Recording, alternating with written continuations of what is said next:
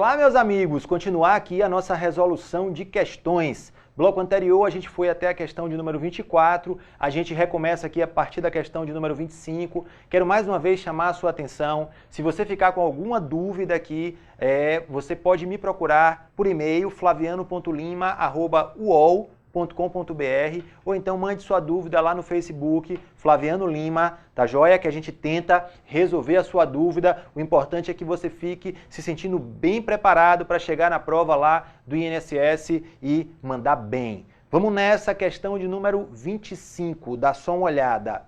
Manterá a condição de segurado, aí vem, independentemente de contribuições, aquele que estiver em gozo de benefícios. Ora, de cara eu já vejo que essa letra A está correta. E aí eu vou aproveitar, vou chamar aqui uma tela branca para a gente fazer um resumo rápido desse tema que é o período de graça, que é um tema que com certeza vai aparecer na sua prova. Tenha certeza absoluta que na prova lá, quando você sentar para resolver sua prova, você vai encontrar questões que dizem respeito a período de graça. Então vamos lá tentar entender aqui, fazer rapidamente um resumo, como é que fica essa questão do período de graça. Período de graça, ele pode ser de 3 meses, ele pode ser de 6 meses, ele pode ser de 12 meses, ou tem uma última hipótese lá que é sem limite de prazo. Ora, vamos lá, vamos entender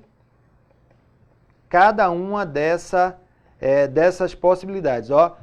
3 meses, 6 meses, 12 meses e essa opção aqui que é sem limite de prazo.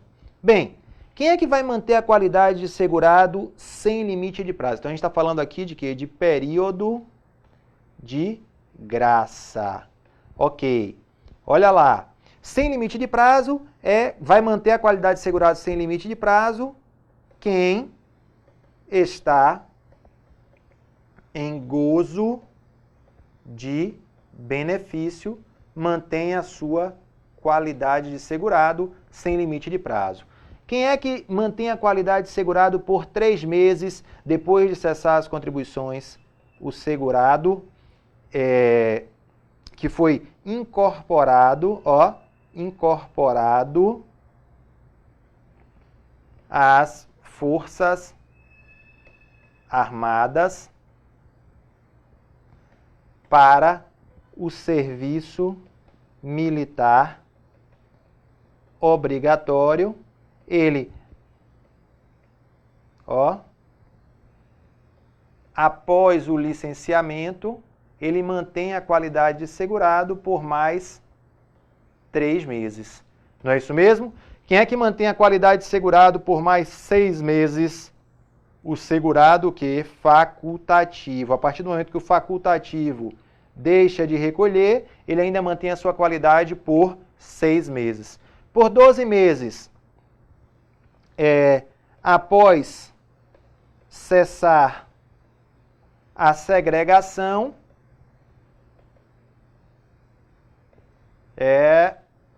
o segurado é acometido de doença de segregação compulsória.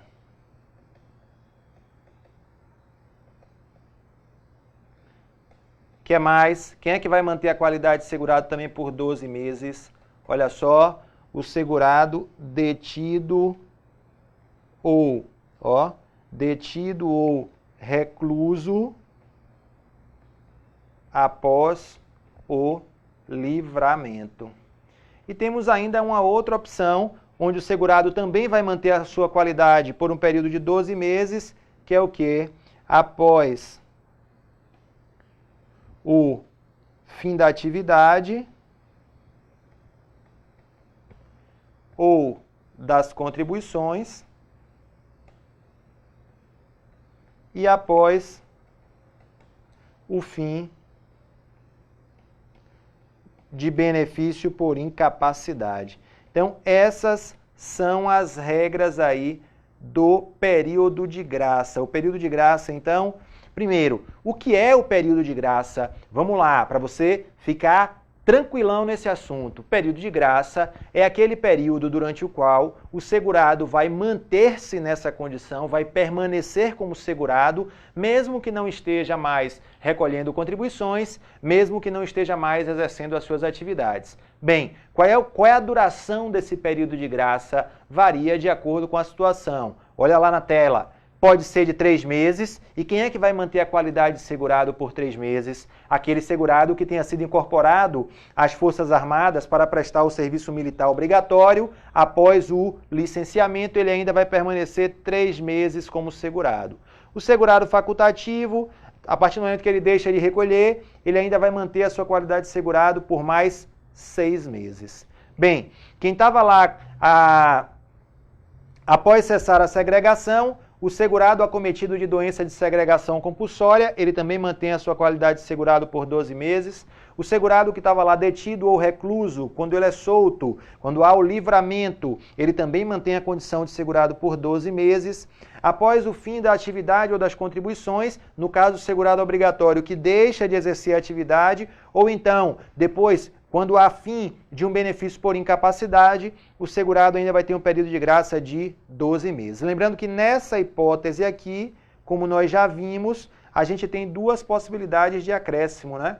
Pode aqui mais 12, caso o segurado já tenha mais de 120 contribuições, e pode ser mais 12 se o segurado estiver o quê?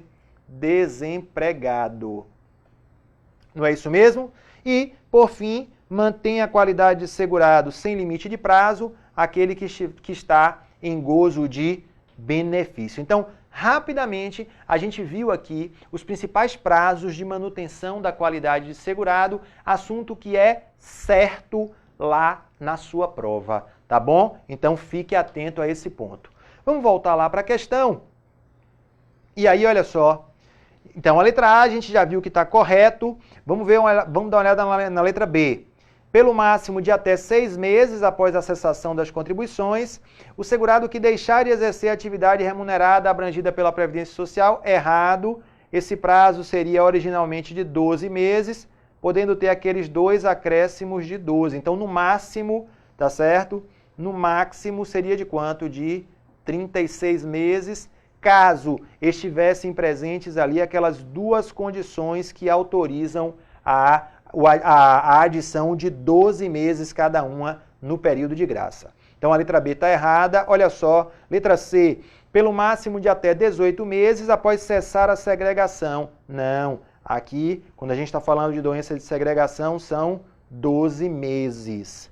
E, olha só, pelo máximo de até 18 meses após o livramento, o segurado detido ou recluso, errado, não são 18, são 12. E pelo máximo de até 6 meses após o licenciamento, o segurado incorporado às Forças Armadas, errado, são 3 meses nessa hipótese.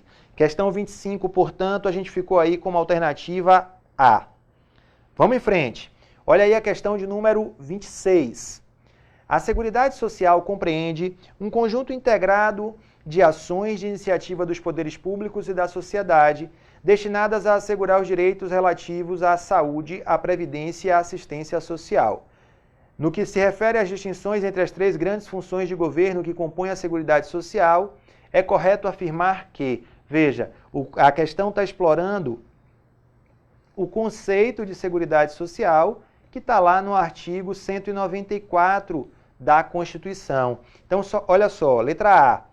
A função de assistência social destina-se aos segurados da Previdência Social mais carentes, ao passo que a Previdência destina-se ao segurado que não tem plano próprio de previdência privada. Ora, gente, essa afirmativa está completamente errada. Primeiro, não é verdadeiro afirmar que a assistência social se destina aos segurados da Previdência Social mais carentes. Não.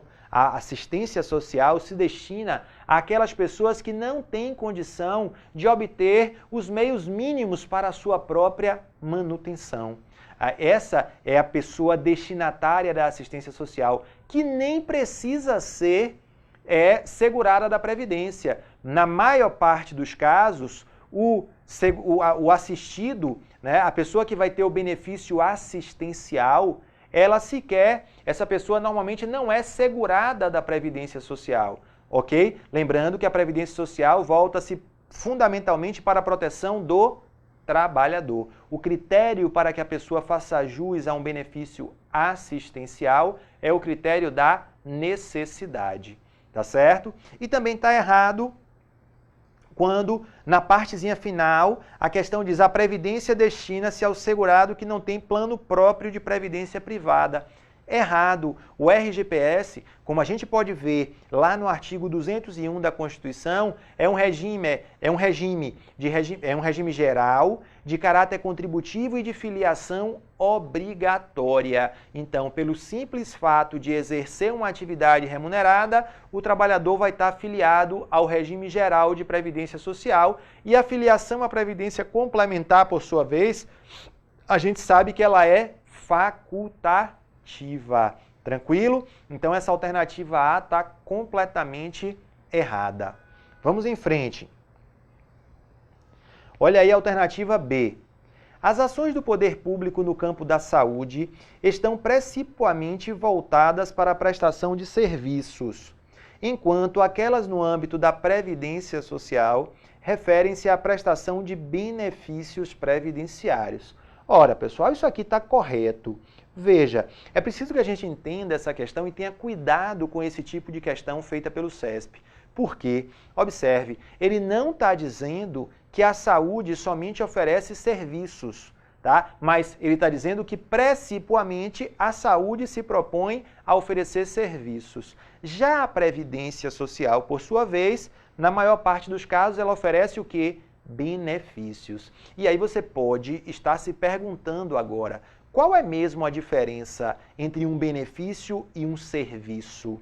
É que o benefício corresponde a um valor em dinheiro oferecido à pessoa, enquanto o serviço é o quê? É uma atividade desenvolvida em prol daquela pessoa. Percebe? Então, de fato, a Previdência Social, ela principalmente oferece o quê? Benefícios. São 10 benefícios e apenas 2 serviços. Já na saúde, essa relação se inverte. Por quê? Porque, obviamente, a saúde ela oferece principalmente o quê? Serviços.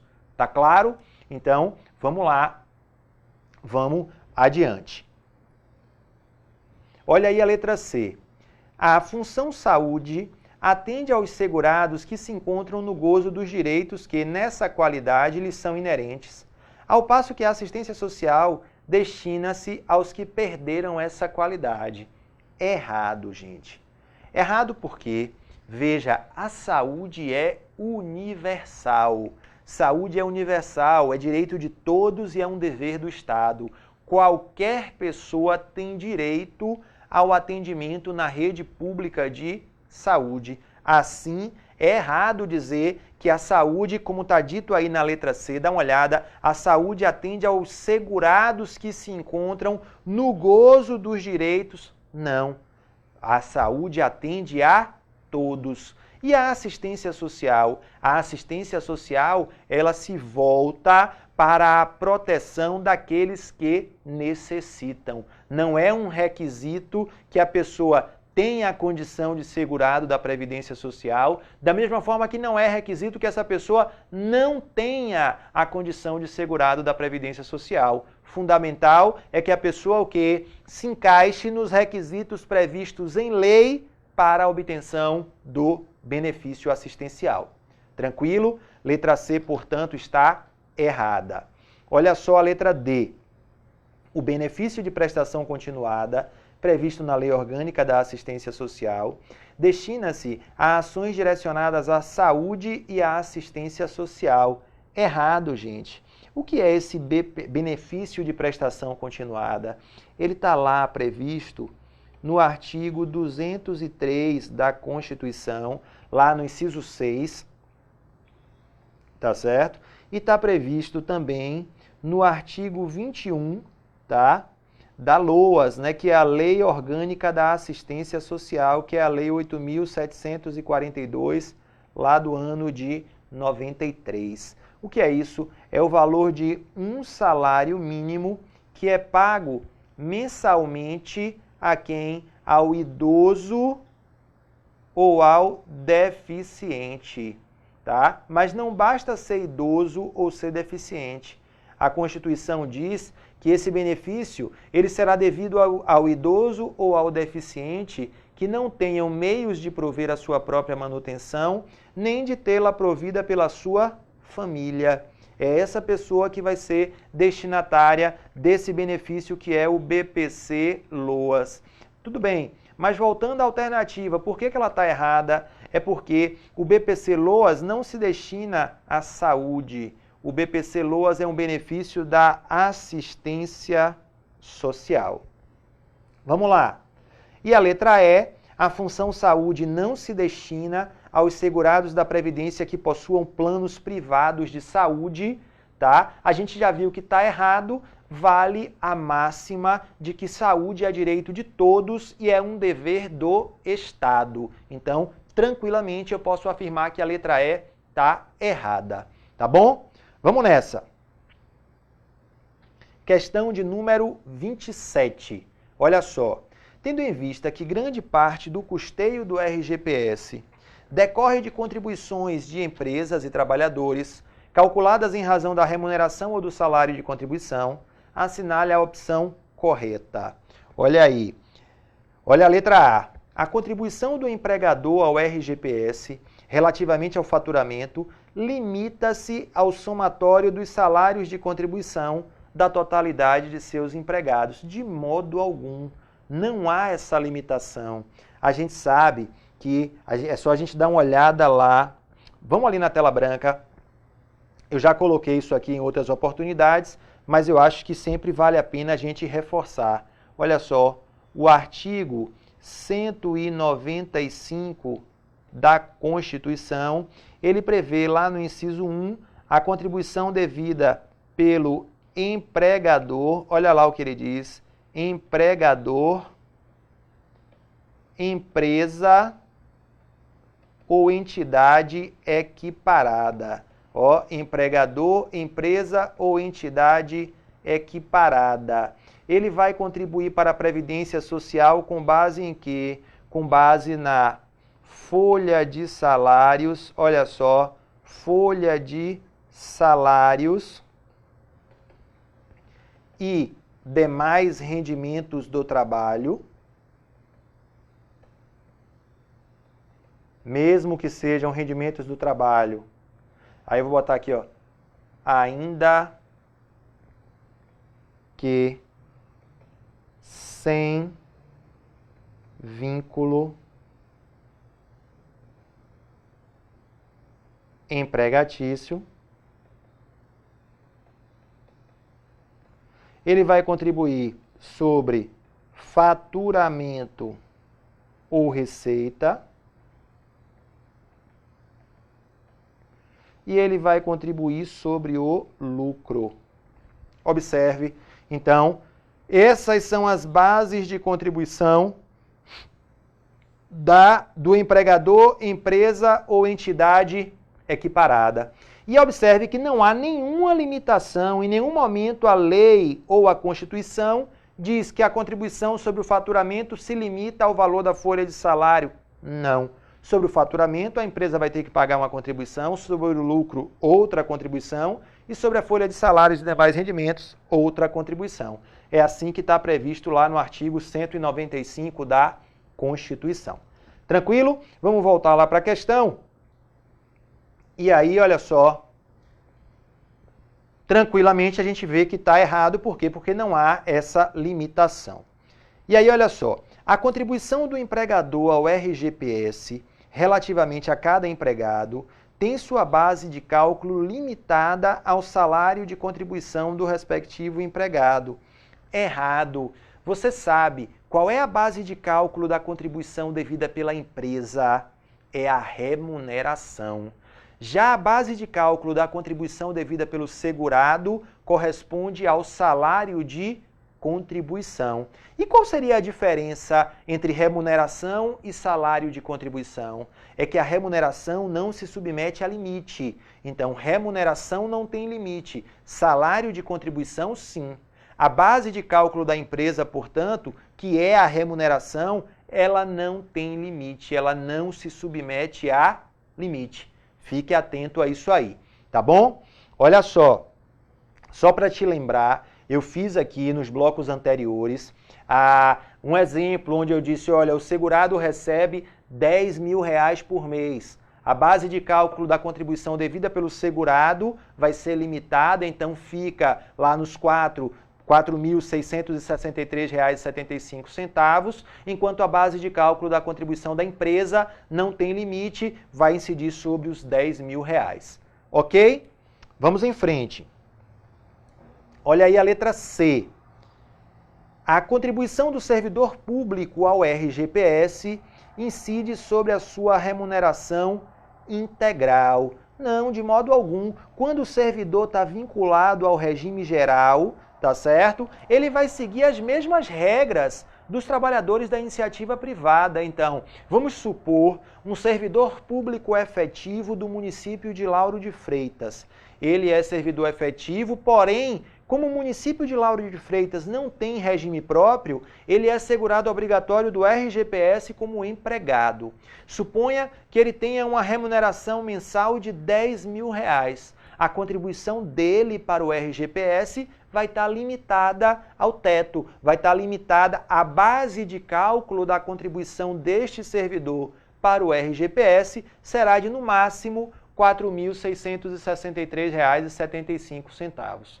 Tranquilo? Então, isso aí você não pode se enganar quanto a isso. Aquele servidor que, mesmo sendo um servidor efetivo, ele fica vinculado ao RGPS porque trabalha para município onde não há regime próprio, ele vai seguir a regra do regime geral sem qualquer alteração. Tá bom? Vamos lá. A contribuição do empregado ao RGPS, olha lá, a contribuição do empregado ao RGPS incide sobre o seu salário de contribuição. É exatamente isso, tá? Certinho, foi exatamente o que eu acabei de falar. Olha a letra E, a contribuição do empregador ao RGPS relativamente ao lucro limita-se ao somatório dos salários de contribuição da totalidade dos seus empregados. Já mostrei para vocês que as contribuições sobre folha de salários, sobre faturamento ou receita e sobre lucro, elas são independentes entre si. Não existe essa limitação de uma em relação à outra, ok? São três contribuições independentes umas das outras. Tranquilo? Bom, então ficamos aqui o que? Questão 27, ficou aí gabarito a letra D. Olha aí a questão 28. As prestações ofertadas pelo RGPS são genericamente chamadas de benefícios e serviços. No que se refere a essas prestações, assinale a opção correta. Olha só, caso trabalhe por conta própria, sem relação de trabalho com empresa ou equiparado, e opte por contribuir com alíquota reduzida, o segurado contribuinte individual poderá se aposentar por tempo de contribuição, mas não por idade. Ora, tranquilo, questão fácil, né? Você sabe que aqueles segurados que optam pelo chamado Sistema Especial de Inclusão Previdenciária, eles abrem mão da aposentadoria por tempo de contribuição. Eles não têm direito à aposentadoria por tempo de contribuição, vão se aposentar por idade ou, se ficarem inválidos, vão se aposentar por invalidez. Quem é que pode fazer essa opção? Justamente o contribuinte individual que presta serviços por conta própria, sem ter relação de trabalho com a empresa, o segurado facultativo, e esses dois, caso optem pelo sistema especial, eles vão recolher uma contribuição mensal de 11% sobre o salário mínimo, tá? Sempre lembrando que eles abrem mão da aposentadoria por tempo de contribuição. E além disso, a gente tem também a situação do microempreendedor individual e da dona de casa de baixa renda, né? Que a Constituição diz o quê? Que é aquela pessoa sem renda própria que se dedica ao trabalho doméstico no âmbito da própria residência, desde que vinculada a uma família de baixa renda. Então, o que é que acontece? esses dois últimos, o MEI e a dona de casa de baixa renda, se eles optarem pelo sistema especial de inclusão previdenciária, eles vão pagar todo mês uma contribuição de 5% sobre o valor do salário mínimo e também não fazem jus à aposentadoria por tempo de contribuição. Ok? Lembrando, só para reforçar, algo que nós já vimos aqui em outra questão, o empregado doméstico, eles não podem optar por esse sistema. É somente o contribuinte individual e o segurado facultativo que podem fazer essa opção. Vamos lá. O aposentado pelo RGPS, que, apesar de ter se aposentado, permanecer em atividade sujeita a esse regime, não terá direito ao salário família, ainda que cumpra os requisitos para tanto. Errado. Eu também lembro de já ter mencionado aqui para você que aquele aposentado que retorna à atividade, então eu vou botar aqui, ó, aposentado que retorna à atividade, o que é que acontece? Ele faz jus apenas aqui ao salário família, ó, ao salário família e ao salário maternidade. Esses são os únicos benefícios a que terá direito aquele segurado aposentado que retornar à atividade. Tranquilo? Vamos lá. Olha a letra C. Terá direito ao benefício de auxílio-acidente o contribuinte individual que for vítima de acidente de trabalho. Errado também. Vamos rememorar quais são os segurados que fazem jus ao auxílio-acidente. Olha lá, importante isso aqui, ó. O empregado faz jus ao auxílio-acidente. Quem mais? O avulso faz jus ao auxílio-acidente. Quem mais? O segurado especial e, atualmente, também o empregado doméstico. Lembrando que o empregado doméstico passou a fazer jus ao auxílio-acidente a partir da Lei Complementar 150. Tá certo? Então, o contribuinte individual, ele não faz jus ao auxílio-acidente. Bora lá. O deputado federal vinculado ao RGPS que for vítima de acidente de trabalho não terá direito ao benefício auxílio-acidente. Errado por quê? Porque esse deputado federal, olha só, se ele não está vinculado a nenhum regime próprio, ele fica aqui no RGPS como segurado empregado. Logo, se ele sofrer um acidente e ficar com uma sequela definitiva decorrente desse acidente, da qual decorra a redução da sua capacidade laboral, ele faz jus sim ao benefício previdenciário auxílio-acidente, ok? Por isso a letra D está errada. E a letra E, olha lá, há prestações que se destinam apenas aos segurados, outras apenas a seus dependentes. E um terceiro grupo de prestações destinadas tanto àqueles quanto a estes beneficiários do RGPS. Rigorosamente correta. Vamos lá, vamos pensar aqui em termos de benefício. Quais são os benefícios devidos aos dependentes?